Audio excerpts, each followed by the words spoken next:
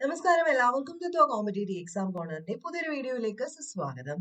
അപ്പൊ ഇന്നത്തെ വീഡിയോയിൽ നമ്മൾ രണ്ട് കാര്യങ്ങൾ പറയുന്നുണ്ട്. 24 hours ചാലഞ്ചിന്റെ ടോപ്പിക്സ് ഞാൻ വേറൊരു വീഡിയോയിലല്ലേ ഉൾപ്പെടുത്തിയിരുന്നത്. അപ്പൊ നിങ്ങൾ രണ്ടായിട്ട് കാണണ്ട. ഇനി തൊട്ട് ഈ എക്സാംസിന്റെ കൂട്ടത്തിൽ തന്നെ നമുക്ക് അടുത്ത 24 hours ടോപ്പിക്കും കൂടെ പറയാം. ആദ്യം നമുക്ക് ടോപ്പിക് ഡിസ്കസ് ചെയ്തതിന് ശേഷം ഇങ്ങോട്ട് വരാവേ. അപ്പം നമ്മൾ ഇത്രയും നേരം പറഞ്ഞുകൊണ്ടിരുന്നത് 2 ദിവസം കൊണ്ട് നമ്മൾ പ്രധാനപ്പെട്ട കേരള ഹിസ്റ്ററിയുടെ ടോപ്പിക്സും ഇന്ത്യൻ ഹിസ്റ്ററിയുടെ ചോദിക്കുന്ന കുറച്ച് കാര്യങ്ങളും പറഞ്ഞു. ഇനി അടുത്ത ദിവസത്തേക്ക് 24 hours നിങ്ങൾ നോക്കേണ്ടത് എക്സ്ട്രീമിസ്റ്റ് മൂവ്മെന്റ് PSC ചോദിക്കാറുണ്ട്. എക്സ്ട്രീമിസ്റ്റുകളെ പറ്റിയിട്ടും അവരുടെ മൂവ്മെന്റ്സിനെ പറ്റിയിട്ടും പ്രധാനമായിട്ടും നിങ്ങൾ ഈ ഓർഗനൈസേഷൻസ് ഒക്കെ ഉണ്ടല്ലോ, അന്ന് തുടങ്ങിയിരുന്ന ഓർഗനൈസേഷൻ, സുഭാഷ് ചന്ദ്രബോസിന്റെ ഒക്കെ കാര്യങ്ങള്, അങ്ങനെയുള്ള കാര്യങ്ങളൊക്കെ ഒന്ന് ഊന്നൽ കൊടുത്ത് പഠിക്കുക കേട്ടോ. ഓർഗനൈസേഷൻസ് ഒക്കെ കൂടുതൽ ഊന്നൽ കൊടുത്ത് പഠിക്കുക. അവരുടെ മൂവ്മെന്റ്സ് എന്തൊക്കെ ആയിരുന്നു എന്ന് പഠിക്കുക. അതിനുശേഷം സ്റ്റേറ്റ് റീഓർഗനൈസേഷൻ പഠിക്കുക, സ്ഥിരം ചോദ്യമാണ്. അതുപോലെ തന്നെ development in science, education, technology, അതിനകത്ത് ISRO ഒക്കെ ഉൾപ്പെടുത്തി പഠിക്കാനായിട്ട് ശ്രദ്ധിക്കുക. നിലവിലത്തതും കൂടെ പഠിക്കുക കേട്ടോ. ISRO ഒക്കെ നിലവിലത്തതും കൂടെ പഠിക്കുക. അപ്പൊ നമുക്ക് ഡിഗ്രി ലെവലിന്റെ തന്നെ സയൻസ് ആൻഡ് ടെക്നോളജിയിലൂടെ ഉപകാരം ചെയ്യും. അതല്ല നിങ്ങൾക്ക് അത് പഠിക്കാൻ താല്പര്യം ഇല്ലെങ്കിൽ വിട്ടേക്കാം, നമുക്ക് വേറെ ക്ലാസ് ആയിട്ട് അത് ISRO എടുക്കാം. Development in science, education and technology ആ ഒരു SCERT പാഠപുസ്തകം ഫോളോ ചെയ്ത് പഠിക്കുക. കൂട്ടത്തിൽ എക്സ്ട്രാ പോയിന്റ്സ് കൂടെ പഠിക്കുക. ദെൻ ഫോറിൻ പോളിസി, അത് വളരെ ഇമ്പോർട്ടന്റ് ആണ്. ഇന്ത്യയുടെ ഫോറിൻ പോളിസികൾ എല്ലാം പഠിക്കുക. പഠിക്കുന്ന സമയത്ത് കൃത്യമായിട്ട് ഏതൊക്കെ പോയിന്റ്സ് ഉൾപ്പെടുത്തണമെന്ന് എല്ലാവർക്കും അറിയാമല്ലോ. ഏതൊക്കെ ഉൾപ്പെടുത്തണം? നമ്മുടെ ചേരി ചേരാ നയം, പഞ്ചശീല തത്വങ്ങള്, ഇന്ത്യയുടെ ആണവ നയം, അതുപോലെ ഭരണഘടനയും വിദേശ നയവുമായിട്ടുള്ള ബന്ധങ്ങളെ പറ്റിയിട്ടും ഒക്കെ കൃത്യമായിട്ട് പഠിക്കുക. ആണവ നയമൊക്കെ നന്നായിട്ട് പഠിക്കുക. ഓക്കെ, അപ്പൊ ഇത്രയും പഠിച്ചതിന് ശേഷം താഴോട്ട് വന്നിട്ട് വേൾഡ് ഹിസ്റ്ററി ഒന്ന് തൊട്ടുവിടുക. ഒരുപാട് പഠിക്കണമെന്ന് പറയുന്നില്ല. അമേരിക്കൻ വിപ്ലവം ചോദിക്കുന്നുണ്ട്, ഫ്രഞ്ച് വിപ്ലവം ചോദിക്കുന്നുണ്ട്, റഷ്യന്, ചൈനീസും ഒക്കെ ചോദിക്കുന്നുണ്ട്. ഇതിനേക്കാൾ എല്ലാത്തിനെയും ഉപരിയായിട്ട് ഡിഗ്രിക്കാർക്ക് വളരെ ഇമ്പോർട്ടന്റ് ആണ് political history after second world war എന്ന് പറയുന്ന ടോപ്പിക്. അപ്പം ഇതെല്ലാം ഇമ്പോർട്ടന്റ് പോയിന്റ്സ് നോക്കിയിട്ട് ഈ political history after second world war വളരെ ഇൻഡെപ്ത് ആയിട്ട് വായിച്ചിട്ട് വരിക. നമ്മളെ കൊണ്ട് സഹായിക്കാൻ പറ്റുന്നത് ഞാൻ ചെയ്യാം. ഇത് ലിമിറ്റഡ് സമയം ആയതുകൊണ്ടാണ്. ഇതെല്ലാം കൂടി ഉൾപ്പെടുത്തിയിട്ടുള്ള പല വീഡിയോസും നമ്മുടെ കയ്യിലുണ്ട്. അത് ഞാൻ ടെലഗ്രാമിൽ അപ്ഡേറ്റ് ചെയ്തുകൊണ്ടിരിക്കാം കേട്ടോ. അപ്പൊ നമ്മളെ കൊണ്ട് പറ്റുന്ന അത്രയും ക്വിക്ക് റിവിഷൻ പോലെ ഈ ടോപ്പിക് എല്ലാം കൂടെ ഉൾപ്പെടുത്തി ചെയ്യാനായിട്ട് ശ്രമിക്കാം. അപ്പൊ ഇത്രയും ടോപ്പിക്സ് ആണ് നമുക്ക് ഇനി അടുത്ത 24 മണിക്കൂറിലേക്ക് തരാൻ പോകുന്നത്. മാക്സിമം എഫേർട്ട് ഇട്ടിട്ട് നിങ്ങൾ പഠിക്കാനായിട്ട് ശ്രദ്ധിക്കുക. നമുക്ക് എക്സാമിലേക്ക് പോവാം. അപ്പൊ ഇനി ടോപ്പിക്സ് കിട്ടിയില്ലെന്ന് ആരും പറയരുത്. ഇനി തൊട്ട് എല്ലാ ദിവസവും എക്സാമിന്റെ കൂട്ടത്തിൽ നമ്മൾ പിറ്റേന്നത്തേക്കുള്ള ടോപ്പിക്ക്, പിറ്റേന്നല്ല അന്നത്തേക്കുള്ള ടോപ്പിക്ക് പറയുന്നതായിരിക്കും. എക്സാം എഴുതാം. ആദ്യം ഒരു ഷീറ്റ് പേപ്പർ എടുക്കുക. 10 ക്വസ്റ്റ്യൻ ആണ് ഉൾപ്പെടുത്തിയിരിക്കുന്നത്. ക്വസ്റ്റ്യൻ നന്നായിട്ട് കേൾക്കുക. കേട്ടതിന് ശേഷം ആൻസർ എഴുതുക. ക്വസ്റ്റ്യൻ നമ്പർ 1, താഴെ പറയുന്നവയിൽ തെറ്റായ പ്രസ്താവന തിരഞ്ഞെടുക്കുക.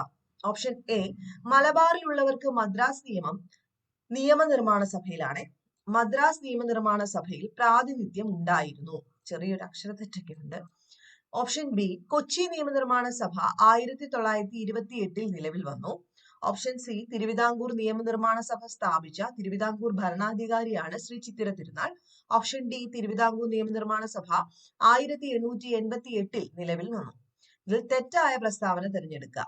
ഓപ്ഷൻ എ, ബിയും സിയും തെറ്റാണ്. ബിയും സിയും തെറ്റാണ്. ഓപ്ഷൻ ബി, സിയും ഡിയും തെറ്റാണ്.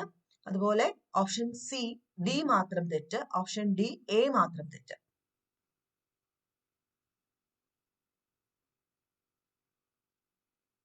രണ്ട്, താഴെ പറയുന്നവയില് തിരുക്കൊച്ചി സംയോജനവുമായി ബന്ധപ്പെട്ട തെറ്റായ പ്രസ്താവന. ഓപ്ഷൻ എ, 1949 ജൂലൈ 1 തിരുക്കൊച്ചി സംയോജനം നടന്നു. ഓപ്ഷൻ ബി, തിരുവിതാംകൂർ മഹാരാജാവ് തിരുക്കൊച്ചി സംസ്ഥാനത്തിന്റെ രാജപ്രമുഖനായി സ്ഥാനമേറ്റു. ഓപ്ഷൻ സി, തിരുക്കൊച്ചി സംസ്ഥാനത്തെ ആദ്യ മുഖ്യമന്ത്രി പനമ്പള്ളി ഗോവിന്ദ മേനോൻ ആയിരുന്നു.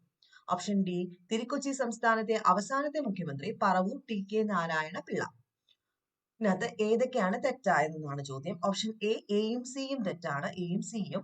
ഓപ്ഷൻ ബി, ഡി മാത്രം തെറ്റ്. ഓപ്ഷൻ സി, സിയും ഡിയും തെറ്റാണ്. ഓപ്ഷൻ ഡി, എ മാത്രം തെറ്റ്.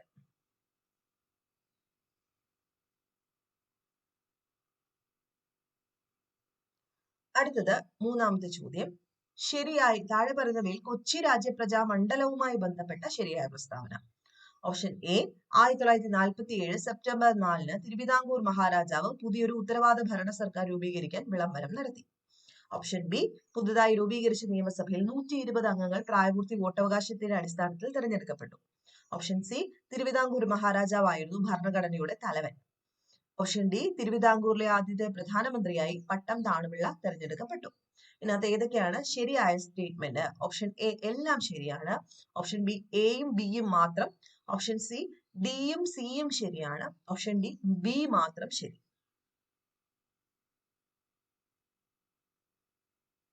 4 സ്വാതന്ത്ര്യപ്രാപ്തിക്ക് ശേഷം ഐക്യ കേരള സമ്മേളനം നടന്ന സ്ഥലം. Option A Payyanur.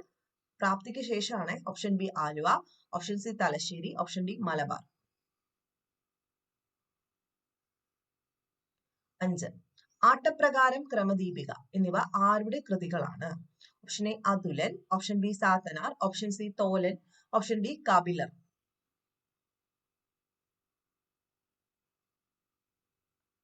6 റോമൻ സാമ്രാജ്യവുമായുള്ള ഇന്ത്യയുടെ സമൃദ്ധമായ ബന്ധത്തെക്കുറിച്ച് വർണ്ണിച്ചിരിക്കുന്ന കൃതി ഏതാണ്? Option A Madurai Kanchi. Option B Jivaka Chintamani. Option C Manimekalai. Option D Silappatikaram.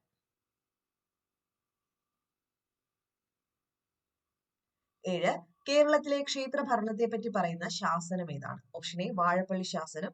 Option B Tharisapalli ശാസനം. ഓപ്ഷൻ സി ചോവൂർ ശാസനം. ഓപ്ഷൻ ഡി ഹജൂർ ശാസനം. 8 ഇന്ത്യൻ നാഷണൽ കോൺഗ്രസിന്റെ ഏത് സമ്മേളനത്തിലാണ് മിതവാദികളും തീവ്രവാദികളും എന്ന് രണ്ടായി പിരിഞ്ഞത്? Option A Surat session. Option B Nagpur session. Option C Bombay session. Option D Allahabad session. എല്ലാവരും എഴുതുന്നത്. 9 the battle of Buxar fort between. Battle of അതായത് ബക്സാർ യുദ്ധം ആരൊക്കെ തമ്മിലായിരുന്നു എന്നാണ് ചോദ്യം. Option A English, the Nawab of Bengal and French. ഇംഗ്ലീഷുകാരും നവാബും ബംഗാളിന്റെ നവാബും French ചേർന്ന്. Option B Mir Kasim, the Nawab of Bengal, Nawab of ഔദ് and Shalom to Mughal emperor. Mir കാസിമും Nawab ബംഗാളിലെ Nawab, Nawab of ഔദ്, Shalom to Mughal എംപററും ഇവരെല്ലാവരും കൂടെ ചേർന്നിട്ടായിരുന്നു. Option C Akbar to Nawab of Bengal and Nawab of ഔദ്. ആവാദാണ് ഉദ്ദേശിക്കുന്നത് ഈ ഔദ് എന്നുള്ളത്. Option D Akbar to Nawab of Bengal and Marathas. ആരൊക്കെ ചേർന്നായിരുന്നു? ബക്സാർ യുദ്ധം. പ്ലാസി കഴിഞ്ഞു വന്ന് ബക്സാർ.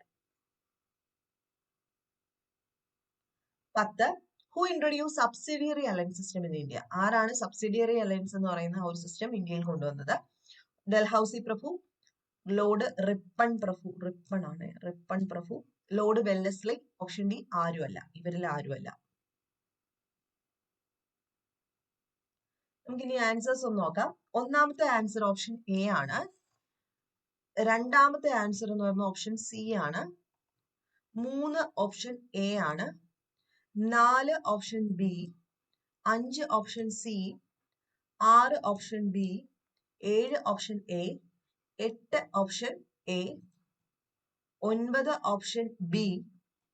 10 option C. അപ്പൊ 10ൽ എത്ര മാർക്ക് കിട്ടിയെന്ന് താഴെ ഒന്ന് കമന്റ് ചെയ്യുക. അതുപോലെ എത്ര പേര് ഫോളോ ചെയ്യുന്നുണ്ടെന്നൂടെ താഴെ അത് നോക്കിയിട്ട് അറിയാനാണ്. നമ്മൾ വെറുതെ വിട്ടുപോയിട്ട് കാര്യമില്ലല്ലോ. അപ്പൊ വളരെ കുറച്ച് ദിവസങ്ങളും കൂടെ, കറക്റ്റ് പറഞ്ഞു കഴിഞ്ഞാൽ ഇനി ഒരു ഒറ്റ മാസം കൂടെയാണ് പരീക്ഷയ്ക്കുള്ളത്. ഈ മാസങ്ങളിൽ കൃത്യമായിട്ട് പഠിച്ചു പോയി കഴിഞ്ഞു കഴിഞ്ഞാൽ ഇത്രയും നാൾ പഠിച്ചില്ലെങ്കിലും സാരമില്ല, നമുക്ക് പെട്ടെന്ന് റാങ്ക് ലിസ്റ്റിലേക്കൊക്കെ എത്താനായിട്ടും പ്രിലിംസ് പാസ്സാവാനും ഒക്കെ സാധിക്കും. അതുകൊണ്ട് ആ ഒരു നിശ്ചയദാർഢ്യത്തോടു കൂടി പഠിക്കുക. നെക്സ്റ്റ് വീഡിയോയിൽ കാണാം. ബൈ.